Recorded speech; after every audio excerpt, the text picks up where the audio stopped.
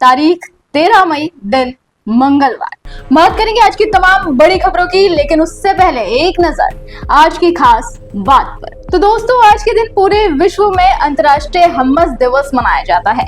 ये दिन मध्य पूर्वी व्यंजन हम्मस की लोकप्रियता और सांस्कृतिक महत्व को बढ़ावा देने के लिए समर्पित है, जो छोले, ताहिनी, नींबू का रस और लहसुन से बना एक स्वादिष्ट और पौष्टिक डिप है। विश्व हम्मस दिवस की शुरुआत 2012 में बेन लेंग नामक एक उद्यमी द्वारा की गई थी, जिन्होंने हम्मस के प्रति अपने जुनून को वैश्विक उत्सव में बदलने का फैसला किया। इसका उद्देश्य स्वादिष्ट व्यंजन को दुनिया भर में लोकप्रिय बनाना था। इस दिन लोग घर पर पारंपरिक या नए स्वादों के साथ हम्मस बनाते हैं और इसे पिज़्ज़ा, ब्रेड, सब्जियों या स्नैक्स के साथ खाते हैं। इसके अलावा भारत के इतिहास के लिहाज से भी ये दिन बेहद खास है। हमारे देश के लोकतांत्रिक इतिहास में ये दिन एक मील का पत्थर है। ऐसा हम इसलिए कह रहे हैं क्योंकि स्वतंत्र भारत का पहला संसद सत्र 13 मई 1952 से बुलाया गया था। 3 अप्रैल 1952 को पहली बार उच्च सदन यानी राज्यसभा का गठन किया गया और इसका पहला सत्र 13 मई 1952 को आयोजित किया गया। इसी तरह 17 अप्रैल 1952 को पहली लोकसभा का गठन किया गया, जिसका पहला सत्र 13 मई 1952 को बुलाया गया। तो चलिए बढ़ते हैं आज की बड़ी खबरों की तरफ। पाकिस्तान भारत के एक्शन से इस कदर बौखला गया है कि अब वो बीजेपी नेताओं को जान से मारने की धमकी देने लगा। खबर है कि बीजेपी नेता नवनीत रवि राणा को पाकिस्तान से जान से मारने की धमकी मिली। धमकी भरे फोन कॉल में कहा गया कि हमारे पास तुम्हारी पूरी जानकारी है। हिंदू शेरनी, तू कुछ दिनों की मेहमान है, तुझे खत्म कर देंगे। न सिंदूर बचेगा, न सिंदूर लगाने वाली बचेगी। बताया जा रहा है कि नवनीत राणा के पास पाकिस्तान से अलग अलग नंबर से फोन आए हैं। बता दें कि जब भारत ने पाकिस्तान पर एयर स्ट्राइक करी थी, तब नवनीत राणा ने सोशल मीडिया पर पोस्ट साझा किया था। उन्होंने लिखा था कि सिंदूर का बदला सिंदूर से, जय हिंद जय भारत। जिसके बाद अब उन्होंने बीती रात लगभग 2 बजे के आसपास 8 से 9 फोन किए गए। वहीं उनके पति रवि राणा को भी धमकी भरे फोन रिसीव हुए। ये बात नवनीत राणा के एक करीबी ने बताई। अब बड़ी खबर भारत पाकिस्तान तनाव के चलते बंद एयरपोर्ट को लेकर। ऑपरेशन सिंदूर के दौरान बंद किए गए 32 एयरपोर्ट को अब फिर से खोला जाएगा। इस बात की जानकारी एयरपोर्ट अथॉरिटी ने प्रेस रिलीज जारी करके दी। एएआई ने देश के उत्तरी और पश्चिमी हिस्सों में 32 हवाई अड्डों को खोलने के लिए एयरमैन को नोटिस जारी किया है। इन हवाई अड्डों में उधमपुर, अंबाला, अमृतसर, अवंतीपुर, भटिंडा, भुज, बीकानेर, चंडीगढ़, हलवारा, हिंडन, जैसलमेर, जम्मू, जामनगर, जोधपुर, कांडला, केशोद, किशनगढ़, कुल्लू मनाली आदि एयरपोर्ट शामिल हैं। बता दें कि 7 मई की सुबह भारत ने इन हवाई अड्डों को 10 मई की सुबह 5:29 बजे तक के लिए बंद कर दिया था। बाद में इसे 15 मई की सुबह 5:29 बजे तक के लिए बढ़ा दिया गया। अगली खबर आपको सावधान करने के लिए। दोस्तों, क्या आपको भी अपने मोबाइल कवर में पैसे रखने की आदत है? अगर हाँ, तो इस आदत को समय से पहले बदल लीजिए, क्योंकि ऐसा करना आपके लिए हानिकारक हो सकता है। बहुत से लोग अपने फोन के पीछे कवर में पैसे, जरूरी कागज, सिम कार्ड या पिन जैसी चीजें दबा लेते हैं, ताकि जरूरत पड़ने पर झट से मिल जाए। देखिए, फोन का लगातार इस्तेमाल गेम या चार्जिंग के दौरान डिवाइस गर्म हो जाता है, ये तो सभी जानते हैं। लेकिन जब आप फोन के कवर में कोई कागज, नोट या प्लास्टिक जैसे कोई सामान रख लेते हैं, तो वो गर्मी और ज्यादा बढ़ा देता है। इससे मोबाइल के अंदर का तापमान सामान्य से काफी ऊपर जा सकता है और फोन की बैटरी अगर ज्यादा गर्म हो जाए तो इसमें विस्फोट होने का खतरा बढ़ जाता है। कई मामलों में देखा गया है कि ओवरहीटिंग की वजह से मोबाइल में ब्लास्ट हो गया और यूजर्स को चोट तक आई, और यही वजह है कि आपको सावधान रहने की जरूरत है। अगली बड़ी खबर उत्तर प्रदेश से। सीएम योगी प्रदेश को एक बड़ा तोहफा देने जा रहे हैं। प्रदेश में एक साथ 71 कॉलेज खुलेंगे, जिनकी पढ़ाई इसी सत्र से शुरू हो जाएगी। सरकार ने फैसला लिया है कि एकेडमिक सेशन 2025 से 2026 में जुलाई महीने से प्रदेश के एक साथ 71 नए राजकीय महाविद्यालय खुलने जा रहे हैं। ये पहली बार है जब प्रदेश में इतनी बड़ी संख्या में एक साथ नए महाविद्यालय खोले जाएंगे। उच्च शिक्षा निदेशालय ने ने अब तक 40 कॉलेजों को हस्तांतरित भी कर दिया। इन सभी कॉलेजों के हस्तांतरण की प्रक्रिया को जल्द से जल्द पूरा किए जाने की प्रक्रिया की जा रही है, ताकि इस सत्र से ही इन कॉलेजों में पाठ्यक्रम की शुरुआत हो सके। योगी आदित्यनाथ की सरकार लगातार शिक्षा के क्षेत्र में कदम उठा रही है और शिक्षा व्यवस्था का बेहतर बनाने की कोशिश में जुटी है। अगली बड़ी खबर सीबीएसई बोर्ड रिजल्ट को लेकर। खबर है कि सीबीएसई रिजल्ट नए तरीके से जारी किया जाएगा। एक सर्कुलर देखा जा रहा है जिसमें कहा गया कि सीबीएसई बोर्ड रिजल्ट 2025 की घोषणा नए तरीके से होगी। अलग अलग तारीखों में थोड़े थोड़े स्टूडेंट्स के लिए नतीजे जारी होंगे। हालांकि बोर्ड इसे फर्जी बता रहा है, इस पर विश्वास न करें। अपने रिजल्ट का लाखों स्टूडेंट्स बेसब्री से इंतजार कर रहे हैं। कहा जा रहा है कि सीबीएसई अगले हफ्ते ही रिजल्ट जारी कर देगा।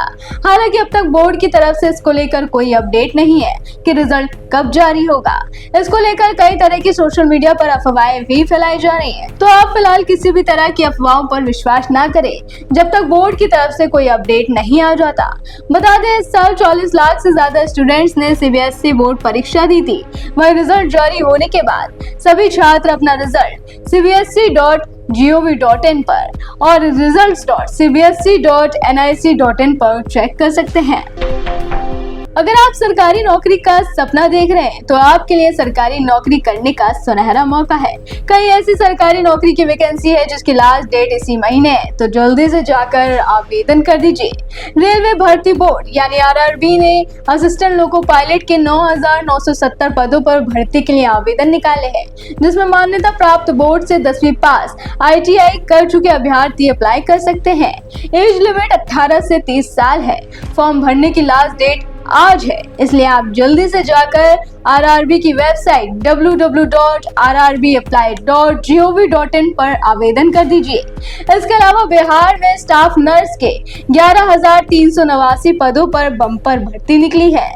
इस भर्ती में उम्मीदवार बिहार तकनीकी सेवा आयोग यानी BTSC की आधिकारिक वेबसाइट btsc.bihar.gov.in पर 23 मई 2025 तक आवेदन कर सकते हैं। इसके अलावा इंडियन आर्मी ने टेक्निकल ग्रेजुएट कोर्स के तहत भर्ती की घोषणा की है। इसके लिए भी आवेदन 30 अप्रैल से इंडियन आर्मी की आधिकारिक वेबसाइट से शुरू हो गई है, जिसमें अभ्यर्थी 29 मई तक अप्लाई कर सकते हैं। इसकी एज लिमिट मिनिमम 20 साल और मैक्सिमम 27 साल होनी चाहिए। खास बात यह है कि इसमें फॉर्म भरने की कोई फीस नहीं है। आप इंडियन आर्मी की ऑफिशियल वेबसाइट joinindianarmy.nic.in पर जाकर आवेदन कर सकते हैं। ये सभी लिंक्स आपको डिस्क्रिप्शन बॉक्स में मिल जाएंगे। अब बात करते हैं कि आखिर क्या कहता है मौसम का मिजाज। देश के कई राज्यों में गर्मी का प्रकोप शुरू हो गया है। कहीं पर बारिश का दौर अभी भी जारी है। मौसम विभाग ने अपने लेटेस्ट अपडेट में पूर्वानुमान जताया है कि आज पश्चिम और मध्य भारत में गरज और बिजली के साथ बारिश की संभावना है। 15 मई तक मध्य महाराष्ट्र में आंधी, बिजली और तेज हवा चल सकती है। आज कोंकण और गोवा में भी आंधी बारिश का दौर दिख सकता है। इसके अलावा दिल्ली NCR की बात करें तो अगले कुछ दिनों तक यहाँ का तापमान 40 से 41 डिग्री के बीच बना रह सकता है।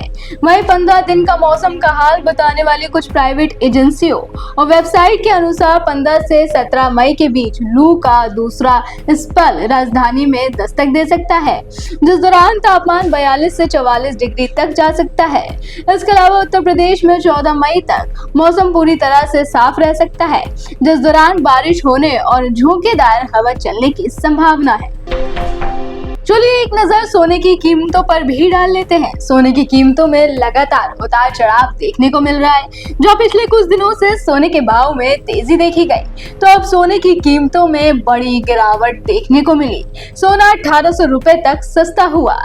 10 ग्राम 24 कैरेट सोने का भाव 96,900 रुपए और 22 कैरेट सोने का भाव 88,800 पर रहा। दिल्ली में 22 कैरेट सोने का दाम 88,950 रुपए और 24 कैरेट सोना 97,030 रुपए प्रति 10 ग्राम रहा। मुंबई में 22 कैरेट सोना 88,950 रुपए और 24 कैरेट सोना 96,880 रुपए प्रति 10 ग्राम रहा। कोलकाता में 22 कैरेट सोने का दाम 88,800 रुपए और 24 कैरेट सोना 96,880 रुपए प्रति 10 ग्राम रहा। पटना में 22 कैरेट सोने का दाम 88,800 रुपए और 24 कैरेट सोना 96,880 रुपए प्रति 10 ग्राम रहा। इसके अलावा बात उत्तर प्रदेश की करें तो उत्तर प्रदेश के नोएडा, गाजियाबाद, लखनऊ में 22 कैरेट सोने का दाम 88,950 रुपए और 24 कैरेट सोना 97,030 रुपए प्रति 10 ग्राम रहा। आखिर में बताएंगे आज का दिन किन राशियों के लिए रहने वाला है खास। तो अगर आपकी राशि भी मेष, मिथुन, तुला, कन्या या वृश्चिक है तो आज का दिन आपके लिए खास रहेगा। मेष राशि के जातकों को कार्य क्षेत्र में सफलता मिलेगी, अचानक धन लाभ हो सकता है। व्यापारियों और नौकरी पेशा लोगों के लिए दिन विशेष रूप से लाभकारी रहेगा, खासकर साझेदारी में काम करने वालों के लिए। पारिवारिक जीवन में भी मंगल कार्यों की खुशी मिल सकती है। मिथुन राशि वालों के लिए दिन प्रेम और मानसिक स्थिरता के मामलों में सकारात्मक प्रभाव वाला रहेगा। महत्वपूर्ण विषयों में रुचि बढ़ेगी और बौद्धिक प्रयासों में सफलता मिल सकती है। मित्रों का समर्थन और संतान से शुभ समाचार भी मिल सकता है। तुला राशि के लिए दिन करियर और आर्थिक मामलों में अनुकूल रहेगा। ग्रहों के गोचर विशेष रूप से गुरु और शनि के प्रभाव से कार्य क्षेत्र में प्रगति और कमाई में वृद्धि की संभावना है।